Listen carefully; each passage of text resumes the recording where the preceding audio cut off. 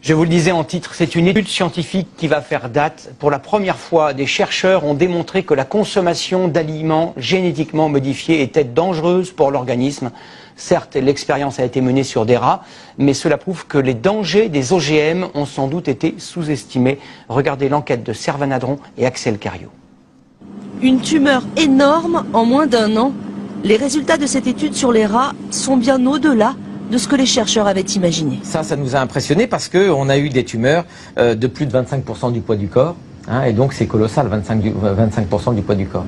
Pendant 2 ans, 200 rats, mâles et femelles, ont été nourris avec un maïs OGM, le NK603.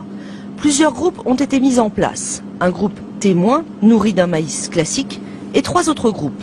Un nourri avec du maïs OGM, le deuxième avec du maïs OGM, cultivé comme souvent avec de l'herbicide, ici du Roundup.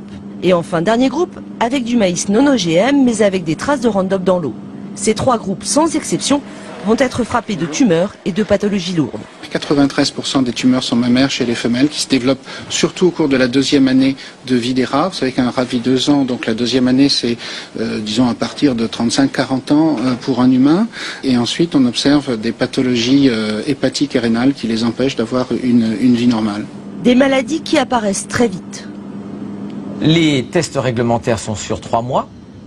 Et les vraiment gros troubles de pathologie, en particulier les morts de rats par tumeur, arrivent au 4e mois. Ça veut dire que les tests réglementaires de 3 mois sont inefficaces pour marquer l'impact sur la santé d'un traitement OGM ou d'une alimentation OGM au long cours dans la vie. C'est le CRIGEN, un comité indépendant sur le génie génétique, qui est à l'origine de l'étude. Il a trouvé les financements auprès de fondations et même de la grande distribution. Sa présidente d'honneur, Corinne Lepage, ancienne ministre, se bat depuis plusieurs années pour une grande remise en question des OGM. Il ne s'agit pas de la culture, il s'agit de la consommation, de ce que nous mangeons par le biais de la viande, du lait, des plats cuisinés dans lesquels il y a des ingrédients OGM. Et le temps est venu de faire ce que nous demandons depuis des années, c'est-à-dire des vraies études d'impact sur la santé humaine.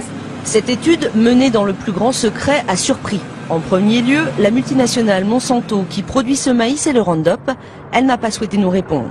Les professionnels français des semences ne cachent pas, eux, leurs doutes. On est extrêmement surpris des résultats, parce qu'on n'a jamais connu de résultats de ce type, donc on souhaite en savoir plus. Stéphane Le Foll, le ministre de l'Agriculture, a saisi cet après-midi l'Agence nationale de sécurité sanitaire. Il demande que soient revus tous les protocoles d'homologation en France, mais aussi en Europe.